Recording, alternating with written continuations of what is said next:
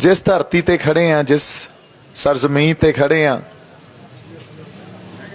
उथों एक अजीब जिहड़ी प्रेरणा मिलती है, इहदे च एक वाइब्रेशन आ, वो आपदे आप ही महसूस हुंदी है गल।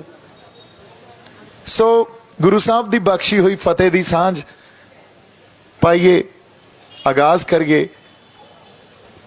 वाहिगुरू जी का खालसा, वाहिगुरू जी की फतेह।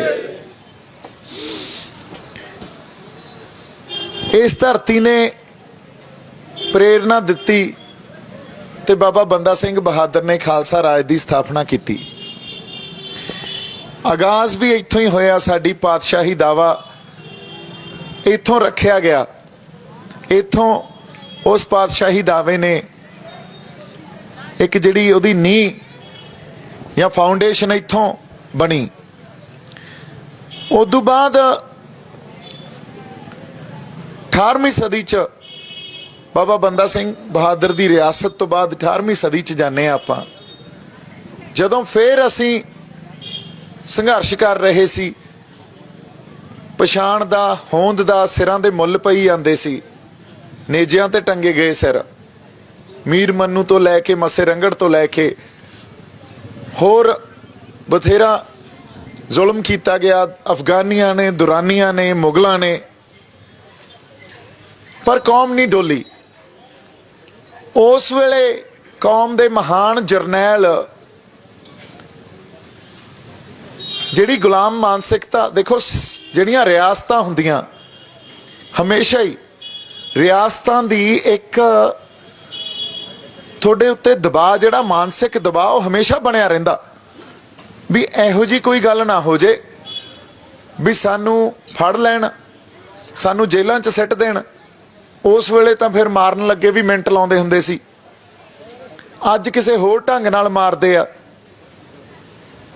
ये दबाव हमेशा एक मानसिक दबाव बनिया रहिंदा और कौम आपदी होंद दा, आपदी पछाण दा संघर्ष लड़ रही होवे ते मानसिक दबाव नाल नाल चल रहा, इहनूं समझण दी कोशिश करिए। तो साडे 18वीं सदी दे जरनैलां ने अज जिहड़े आपां घर छत्ती बैठे आ, उदों भी उन्हां दे घर हुंदे सी, जमीन जायदादां सब सी। 18वीं सदी दे जरनैलां ने ये गल सोची भी इस गुलाम माहौल च रह के असी सही कोई कौम नूं सेध नहीं दे पा रहे, जंगलां च चलो, एक आजाद माहौल च जाके लड़ाई लड़ी जावे, जिथे अगले फैसले उस आज़ादी तो प्रभावित होके ले जान, ना कि ये गल सोच के भी इस हुकूमत ने, इस रियासत ने सानू तसीहे देने या सानू जेलों च डकना। जदों ये विजन जरनैलों कोले हुंदे आ ते जरनैल कौम दे बारे सोच रहे आ, उदों ही नींह रखी जाती आ। उस 18वीं सदी के संघर्ष ने नींह रखी भी महाराजा रणजीत सिंह दा खालसा राज होंद च आया। 40-50 साल कौम ने राज किया, राज करके दिखाता भी किस तरह एक भाईचारक सांझ नूं रखदे होए बिना कोई दंगे नहीं होए उस राज च।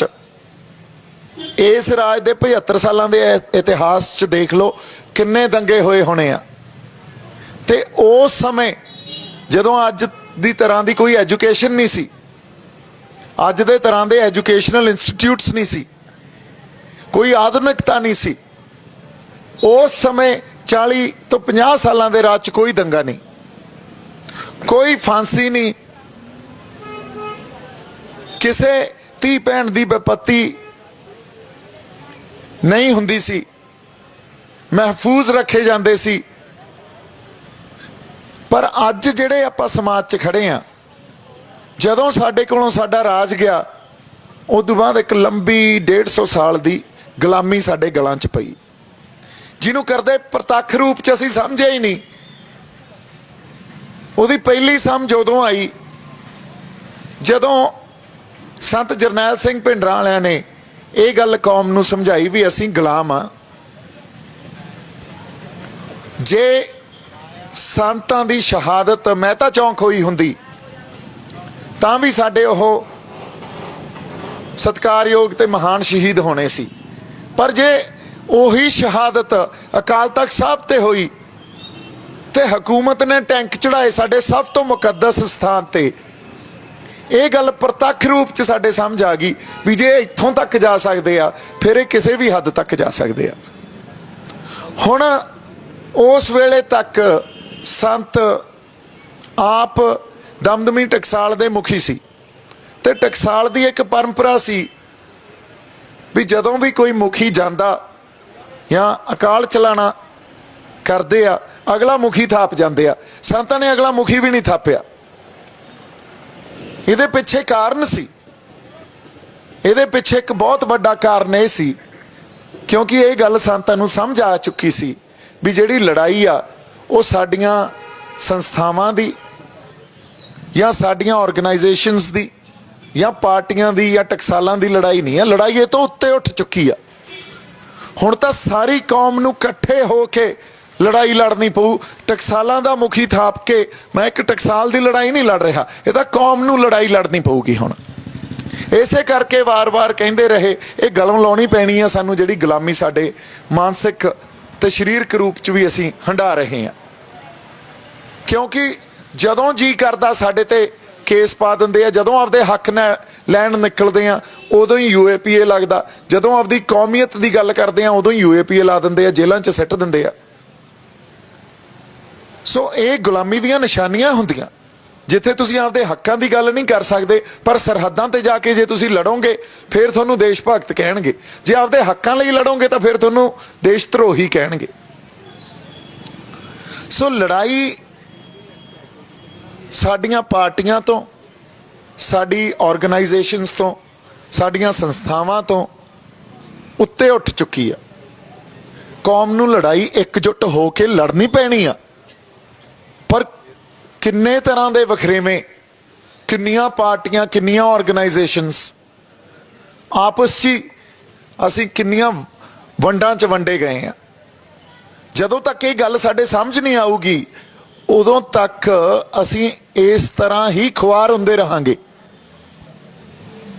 ਜਦੋਂ ਤੱਕ ਸਾਨੂੰ ਇਹ ਨਹੀਂ ਸਮਝ ਆਊਗਾ ਵੀ ਜਿਹੜਾ ਦੁਸ਼ਮਣ ਆ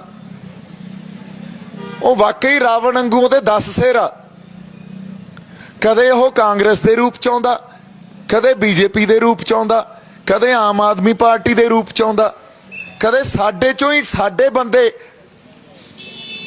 ਉਸ ਰਾਵਣ ਦੇ ਇੱਕ ਸਿਰ ਨੂੰ ਰਿਪਰੈਜ਼ੈਂਟ ਕਰਦੇ ਆ। ਸਾਨੂੰ ਦੁਸ਼ਮਣ ਦੀ ਪਛਾਣ ਹੈ ਹੀ ਨਹੀਂ, ਸਾਨੂੰ ਦੁਸ਼ਮਣ ਦੀ ਪਛਾਣ ਕਰਨੀ ਪਊ ਤੇ ਸਾਨੂੰ ਆਪਦੇ ਜਰਨੈਲਾਂ ਦੀ ਵੀ ਪਛਾਣ ਕਰਨੀ ਪਊ। ਤੇ ਕੌਮ ਦੇ ਅੰਦਰ ਜਿਹੜੀਆਂ ਅੱਜ ਵਖਰੇਵੇਂ ਤੇ ਵੰਡਾਂ ਠੀਕ ਆ ਉਹ ਐਗਜ਼ਿਸਟ ਕਰ ਰਹੀਆਂ, ਪਰ ਉਹ ਤੋਂ ਉੱਤੇ ਉੱਠਣਾ ਪਊਗਾ। ਜੇ ਉਹ ਤੋਂ ਉੱਤੇ ਨਹੀਂ ਉੱਠੇ, ਹੁਣ ਇੱਕ ਇੱਥੇ ਆਪਾਂ ਐਗਜ਼ਾਮਪਲ ਅੱਜ ਦੀ ਜੋ ਪ੍ਰੈਜ਼ੈਂਟ ਸਿਚੁਏਸ਼ਨ 'ਚ ਦੇਖਦੇ ਆ ਉਹ ਇਹ ਆ ਵੀ ਜਦੋਂ ਬਾਦਲ ਸਾਹਿਬ ਸੈਂਟਰ ਦੇ ਨਾਲ ਚੱਲੇ, ਸੈਂਟਰ ਉਹਨਾਂ ਨੂੰ ਵਰਤਦਾ ਰਿਹਾ। ਇੱਕ ਸਮਾਂ ਇਹ ਆ ਗਿਆ ਸੈਂਟਰ ਨੂੰ ਇਹ ਲੱਗਿਆ ਵੀ ਇਹਨਾਂ ਨੂੰ ਹੁਣ ਖਤਮ ਕਰੋ, ਨਵੀਂ ਧਿਰ ਖੜੀ ਕਰਦੇ ਆ, ਉਹਨਾਂ ਤੋਂ ਪੰਥ ਵਿਰੋਧੀ ਕੰਮ ਕਰਾ ਕੇ ਉਹਨਾਂ ਨੂੰ ਹੀ ਖਤਮ ਕਰਾ ਗਏ। ਸੋ ਇਹਦੇ ਨਾਲ ਹੋਇਆ ਕੀ, ਉਹਨਾਂ ਨੂੰ ਤਾਂ ਖਤਮ ਕਰਾ ਗਏ ਪਰ ਪੰਥਕ ਸਪੇਸ ਜਿਹੜੀ ਪਈ ਸੀ ਜਿੱਥੇ ਮਾਨ ਸਾਹਿਬ ਨੂੰ ਇੱਕ ਕੋਨੇ 'ਚ ਧੱਕ ਕੇ ਲੈ ਗਏ ਸੀ। ਕਿਉਂਕਿ ਮਾਨ ਸਾਹਿਬ ਬੇਦਾਗ ਸ਼ਖਸੀਅਤ ਪਿਛਲੇ 40 ਸਾਲਾਂ ਤੋਂ ਸਾਡਾ ਸੰਘਰਸ਼ ਕਰ ਰਹੇ ਆ, ਪਰ ਸਾਡੇ ਅੱਗੇ ਉਹਨਾਂ ਨੇ ਕਦੇ ਪ੍ਰੈਜ਼ੈਂਟ ਹੀ ਨਹੀਂ ਕੀਤੇ। ਹਮੇਸ਼ਾ ਪ੍ਰੈਜ਼ੈਂਟ ਇਸ ਤਰ੍ਹਾਂ ਕਰਦੇ ਰਹੇ ਵੀ ਇਹਨੂੰ ਤਾਂ ਸਿਆਸਤ ਹੀ ਨਹੀਂ ਆਉਂਦੀ। ਜਿਵੇਂ ਉਹਨਾਂ ਨੂੰ ਸਾਰਿਆਂ ਨੂੰ ਸਿਆਸਤ ਆਉਂਦੀ ਹੈ ਤੇ ਮਾਨ ਸਾਹਿਬ ਨੂੰ ਨਹੀਂ ਆਉਂਦੀ। ਮਾਨ ਸਾਹਿਬ ਨੇ 40 ਸਾਲਾਂ ਤੋਂ ਸਾਡੀ ਕੌਮੀਅਤ ਨੂੰ ਵੀ ਚੱਕੀ ਰੱਖਿਆ, ਸਾਡੇ ਹੱਕਾਂ ਦੀ ਆਵਾਜ਼ ਵੀ ਬੁਲੰਦ ਕੀਤੀ, ਸਾਡੀ ਸੋਵਰੇਨਟੀ, ਸਾਡੇ ਪਾਤਸ਼ਾਹੀ ਦਾਅਵੇ ਨੂੰ ਵੀ ਚੱਕੀ ਰੱਖਿਆ, ਉਹਦੀ ਰਾਖੀ ਕਰਦੇ ਰਹੇ। ਪਰ ਸਾਡੀ ਪਛਾਣ 'ਚ ਇਹ ਗੱਲ ਨਹੀਂ ਆਈ, ਸਾਡੀ ਸਮਝ 'ਚ ਇਹ ਗੱਲ ਨਹੀਂ ਆਈ। ਫਿਰ ਜਿਹੜੀ ਪੰਥਕ ਧਿਰ ਇੱਥੇ ਰਾਜ ਕਰਦੀ ਰਹੀ ਉਹਨਾਂ ਨੂੰ ਪੰਥ ਦੇ ਖਿਲਾਫ ਵਰਤ ਕੇ ਉਹਨਾਂ ਨੂੰ ਖਤਮ ਕਰਤਾ। ਜੇ ਉਹ ਖਤਮ ਹੋਏ ਇਹਦਾ ਮਤਲਬ ਉਹ ਸਪੇਸ, ਉਹ ਜਗ੍ਹਾ ਖਾਲੀ ਹੋਈ ਤੇ ਅੱਜ ਉਹ ਜਗ੍ਹਾ ਜਿਹੜੀ ਖਾਲੀ ਹੋ ਗਈ ਆ ਉਹਨੂੰ ਕੋਈ ਪੰਥਕ ਧਿਰ ਭਰੂਗੀ ਜਾਂ ਸਰਕਾਰ ਦੀ ਕੋਈ ਧਿਰ ਭਰੂਗੀ। ਇਹ ਸਪੇਸ ਤਾਂ ਭਰੀ ਜਾਣੀ ਆ। ਹੁਣ ਸਰਕਾਰ ਦਾ ਦਮ ਇਹ ਲੱਗਿਆ ਹੋਇਆ ਵੀ ਸਾਡੀ ਧਿਰ ਉਸ ਸਪੇਸ ਨੂੰ ਭਰੇ, ਤਾਂ ਉਹਨਾਂ ਨੇ ਇੱਕ ਆਮ ਆਦਮੀ ਪਾਰਟੀ ਜਿਹੜੇ ਹੱਥਾਂ 'ਚ ਝਾੜੂ ਜੇ ਲੈ ਕੇ ਆ ਗਲੀਆਂ ਨਾਲੀਆਂ ਸਿੰਭਰੀ ਜਾਂਦੇ ਆ, ਸਾਨੂੰ ਤਾਂ ਸਾਡੇ ਗੁਰੂ ਨੇ ਖਾਸ ਬਣਾਇਆ, ਅਸੀਂ ਆਮ ਨਹੀਂ ਆ। ਜਦੋਂ ਇਹ ਪੰਥ ਸਾਜਿਆ ਗਿਆ ਉਹ ਬੜਾ ਖਾਸ ਵਰਤਾਰਾ ਸੀ, ਉਹ ਆਮ ਵਰਤਾਰਾ ਨਹੀਂ ਸੀ। ਠੀਕ ਆ, ਜਿਹੜੇ ਆਮ ਮਨੁੱਖ ਜਾਂ ਆਮ ਤੋਂ ਵੀ ਕੋਈ ਜੇ ਥੱਲੇ ਹੁੰਦਾ ਜਿਹਨੂੰ ਇਹ ਸਮਝਦੇ, ਆਪਾਂ ਤਾਂ ਮਨੁੱਖ ਨੂੰ ਆਮ ਸਮਝਦੇ ਹੀ ਨਹੀਂ, ਉਹ ਤਾਂ ਆਮ ਆਪਦੇ ਆਪ ਨੂੰ ਕਹਿ ਸਕਦੇ ਆ। ਜਿਹੜੇ ਹੋਣ ਹੀ ਖਾਸ, ਜਿਹਦੇ ਚ ਗੁਣੀ ਪ੍ਰਮਾਤਮਾ ਨੇ ਅਕਾਲ ਪੁਰਖ ਵਾਹਿਗੁਰੂ ਨੇ ਆਪਦੇ ਪਾਏ ਹੋਣ, ਉਹ ਆਮ ਕਿਵੇਂ ਹੋ ਸਕਦੇ ਆ? ਉਹ ਕੌਮ ਕਿਵੇਂ ਆਮ ਹੋ ਸਕਦੀ ਆ? ਜਿਹਨੇ ਮਿੱਥ ਸਿਰਜੇ ਹੋਣ ਉਹ ਕੌਮ ਨਹੀਂ ਆਮ ਹੋ ਸਕਦੀ। ਇਹ ਧਰਤੀ ਨੂੰ ਆਪਾਂ ਜੇ ਕਹਿ ਦਈਏ ਤਾਂ ਆਮ ਧਰਤੀ ਆ, ਹੋ ਸਕਦੀ ਹੈ ਜਿੱਥੇ ਸਾਹਿਬਜ਼ਾਦਿਆਂ ਦੀ ਸ਼ਹਾਦਤ, ਇਸ ਕਦਰ ਐਡੀ ਵੱਡੀ ਸ਼ਹਾਦਤ, ਉਹ ਕੁਰਬਾਨੀ ਹੋਈ ਹੋਵੇ, ਇਹ ਆਮ ਧਰਤੀ ਕਿਵੇਂ ਹੋ ਸਕਦੀ ਆ?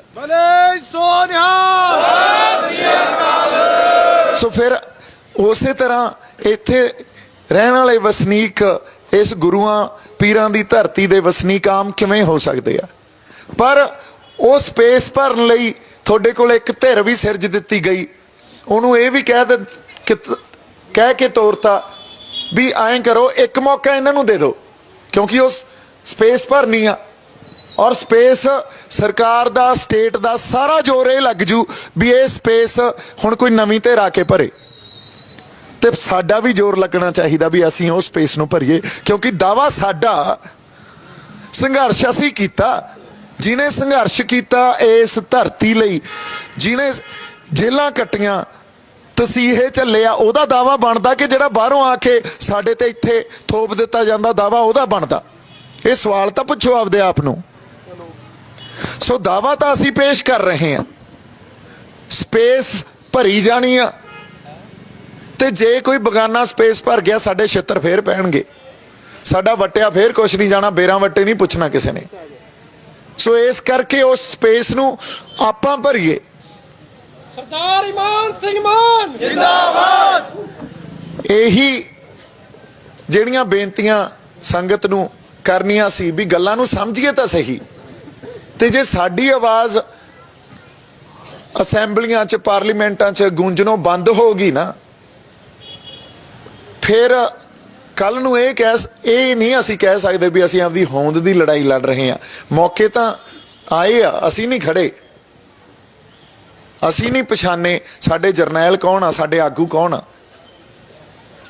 ਔਰ ਇੱਕ ਹੋਰ ਗੱਲ ਆ, ਕਈ ਤਰ੍ਹਾਂ ਇਹ ਆ ਜਿਹੜੀਆਂ ਇਹ ਸੋਚਦੀਆਂ ਵੀ ਵੋਟਾਂ ਸਾਡਾ ਇਹਦੇ ਨਾਲ ਕੁਝ ਸੁਧਰ ਨਹੀਂ ਸਕਦਾ, ਪਰ ਅੱਜ ਲੋੜ ਇਹ ਆ ਵੀ ਪੰਥਕ ਧਿਰਾਂ ਜਿਹੜੀ ਵੋਟ 'ਚ ਸਾਡੀ, ਵੋਟ ਪੋਲਿਟਿਕਸ 'ਚ ਸਾਡੀ ਨੁਮਾਇੰਦਗੀ ਕਰ ਰਹੀ ਆ, ਉਹਨੂੰ ਇਕੱਠੇ ਹੋ ਕੇ ਸਾਥ ਦੇਣ, ਤੇ ਵੋਟ ਪੋਲਿਟਿਕਸ ਵਾਲੀ ਧਿਰ ਜਿਹੜੀ ਸੰਘਰਸ਼ ਕਰ ਰਹੇ ਆ ਸਮਾਜਿਕ ਲੈਵਲ ਤੇ, ਉਹ ਉਹਨਾਂ ਦਾ ਸਾਥ ਦੇਣ। ਆਪਸ 'ਚ ਕੋਆਰਡੀਨੇਸ਼ਨ ਤਾਂ ਬਣਾ ਕੇ ਚੱਲੀਏ।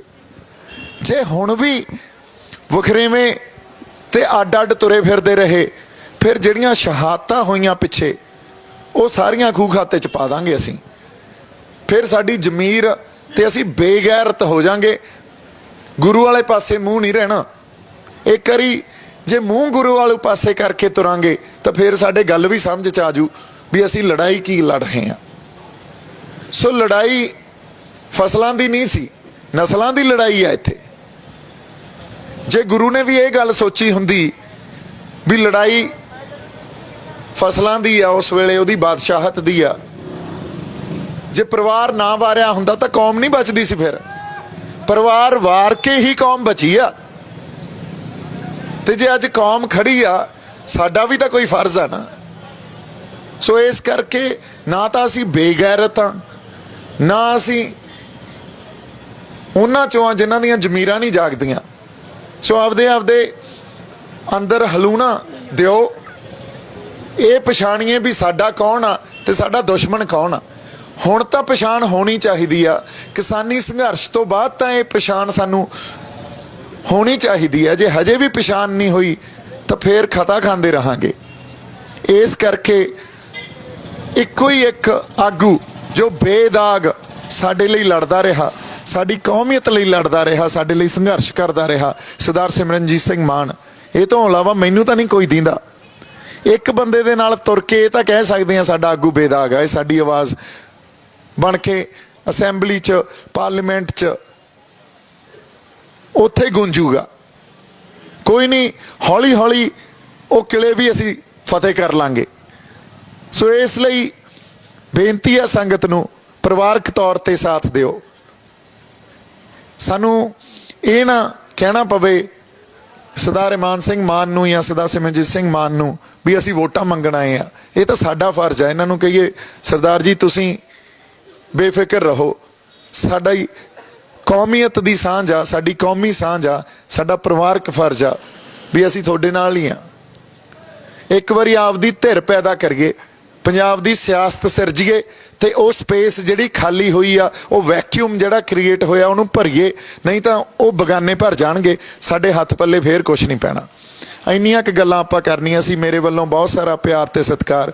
ਜਿਉਂਦੇ ਵਾਸਤੇ ਰਹੋ। ਵਾਹਿਗੁਰੂ ਜੀ।